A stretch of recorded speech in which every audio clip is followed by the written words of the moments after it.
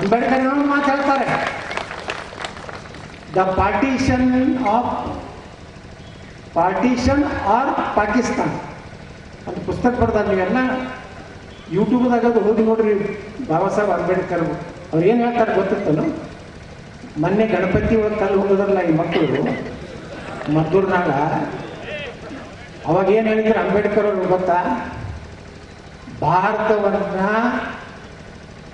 ಧರ್ಮ ಆಧಾರದ ಮೇಲೆ ನೀವು ಹೊಡಿತಿದ್ರೆ, ಮೊದಲೇದು ಹೊಡಿಬೇಡ, ಅದಕ್ಕೆ ನಾನು ವಿರೋಧ ಇದೆ. ಒಂದ್ ವೇಳೆ ಭಾರತ ಎರಡು ರಾಷ್ಟ್ರನೇ ಆಗಿ ನೀವು ಮಾಡೋದಿದ್ರೆ ಇಲ್ಲಿಯ ಕೊನೆಯ ಮುಸಲ್ಮಾನ ಪಾಕಿಸ್ತಾನಕ್ಕೆ ಹೋಗ್ಬೇಕು. ಇದು ನೆಹರು ಹೇಳಿದ್ದಲ್ಲ, ಗಾಂಧಿ ಹೇಳಿದ್ದಲ್ಲ, ಇದು ಯಾರು ಹೇಳಿದ್ದು? ಬಾಬಾ ಸಾಹೇಬ್ ಅಂಬೇಡ್ಕರ್. ಅಲ್ಲಿರುವಂತ ಕೊನೆ ಹಿಂದೂ ಭಾರತಕ್ಕೆ ಬರಬೇಕು. ಅವ್ರನ್ನ ನಮ್ಮ ಹಿಂದೂ ವಿರೋಧಿ ಅಂತ ಕರೀತಾರೆ. ಮುಂದವ್ರು ಹೇಳ್ತಾರೆ, ಎಲ್ಲಿವರೆಗೆ ಭಾರತದಲ್ಲಿ ಮುಸಲ್ಮಾನರು ಇರ್ತಾರೋ ಆ ದೇಶದಲ್ಲಿ ಶಾಂತಿ ನೆಲೆಸಲಿಕ್ಕೆ ಸಾಧ್ಯ ಇಲ್ಲ. ಇದು ಬಾಬಾ ಸಾಹೇಬ್ ಅಂಬೇಡ್ಕರ್ ಅವರು ಹೇಳಿದ್ದು. ಮುಂದುವರೆದವರು ಹೇಳ್ತಾರೆ, ಇಸ್ಲಾಂನಲ್ಲಿ ದೇಶವನ್ನ ತಮ್ಮ ತಾಯಿನೆಲ್ಲ ತೊಡುವಂತಹದ್ದು ಅವರ ಪುರಾಣದಲ್ಲಿಲ್ಲ. ಅವರು ತಮ್ಮ ನಿಷ್ಠೆ ಇರುವುದು ತಮ್ಮ ಧರ್ಮಕ್ಕೆ ಹೊರತು ಅವರು ಮತ್ತೊಂದು ಧರ್ಮದವ್ರನ್ನ ಸಹೋದರರಿಂದ ನೋಡುವುದಿಲ್ಲ. ಇದು ಯಾರು ಹೇಳಿದ್ದು? ಭಾರತ ರತ್ನ ಡಾಕ್ಟರ್ ಬಾಬಾ ಸಾಹೇಬ್ ಅಂಬೇಡ್ಕರ್. ಅವತ್ತು ಭವಿಷ್ಯ.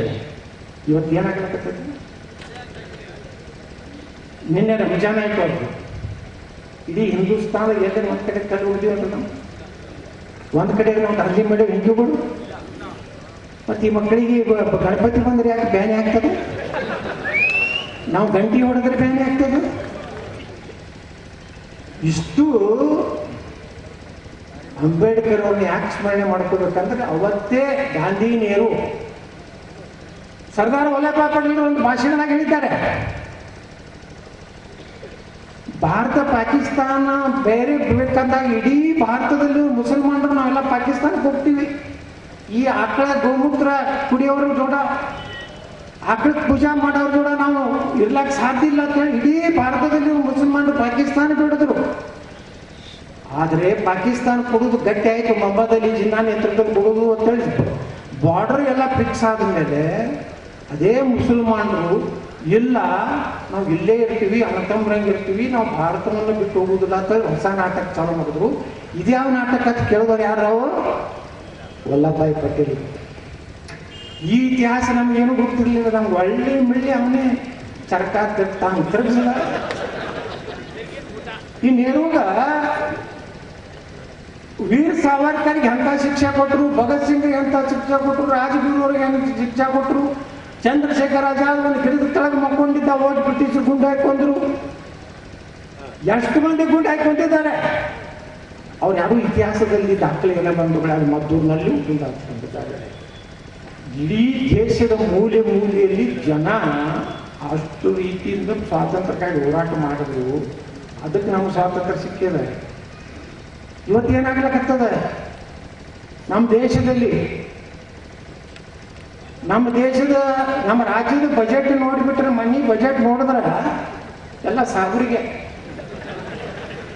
ಕುರುಬರಿಗೂ ಇಲ್ಲ, ಒಕ್ಕಲಿಗರಿಗೂ ಇಲ್ಲ, ಲಿಂಗಾಯತರಿಗೂ ಇಲ್ಲ, ದಲಿತರಿಗೂ ಇಲ್ಲ, ಬ್ರಾಹ್ಮಣರಿಗಿಲ್ಲ. ಒಂದು 2-3 ಪೇಜ್ ಅದೇ ಓದುದು. ಮೌಲಾನಾ ಕಲಾಂ ಆಜಾದ್ CBSE ಅಂತ ಕಲಿತಾರ. ಅವರು ಬರೇ ಬಾಂಬ್ ಮಾಡೋದು ಕಲಿತಾರೆ. CBSE ಕಲಿತಾರ. ಮುಸ್ಲಿಂ ಮಹಿಳೆಯರಿಗೆ ಆತ್ಮರಕ್ಷಣೆಗಾಗಿ ಕರಾಟೆ ಕಲಿಸಿದೆ. ಮುಸ್ಲಿಂ ಯುವಕರಿಗೆ 3 ಲಕ್ಷ ರೂಪಾಯಿ ಕೊಡೋದು. ಒಕ್ಕಲಿಗರಿಗೆ ಹುಡುಗರಿಗೆ ಹಾಕಿಲ್ಲ. ಕುರುಬರಲ್ಲಿ ಅರೇ ನೀವು ಹಾಲಮತ ಸಮಾಜದವರಿದ್ದೀರಿ, ನಿಮ್ಮ ಹಾಲಮತಕ್ಕೆ ಏನು ಮಾಡಲ್ಲ. ಹೋಗಿ ಬಿಟ್ಟು ನಾನು ಬರೇ ಬಜೆಟ್ 183 ಪೇಜ್ ಓದಿದ್ರೆ ಬರೆಯದೆ ಅವ್ರಿಗೆ ಅದನ್ನ ಮಸೂದಿ ಕಟ್ತೀನಿ, ಕಂಪನಿ ಕಟ್ತೀನಿ, ಅವರಿಗೆ ಮೊಳಿಗಳಿಗೆ ಇಟ್ಟು ಒಂದು ಮೊಳ್ಳಾಗಿ ಇಟ್ಟು ಕೊಡ್ತೀನಿ. ಬಿಟ್ರೆ ನೀವೆಲ್ಲ ವಿಚಾರ ಮಾಡಿ ಭಿನ್ನ ಜಾತಿ ಮ್ಯಾಗ ನಾವು ಓಟ್ ಹಾಕಬಾರ್ದು. ಕರ್ನಾಟಕ ಹಿಂಗೆ ನಾವು ಬಿಟ್ಟಿವ ತಿಳ್ಕೋರಿ, ಪಾಕಿಸ್ತಾನಕ್ಕಿಂತ ಭಾರಿ ಸರ್ಕಾರ ಬರ್ತದೆ. ಪಾಕಿಸ್ತಾನದಾಗ ಇಟ್ಟು ಘೋಷಣೆ ಮಾಡಿರ್ತಿಲ್ಲ ಸಾಧನೆ.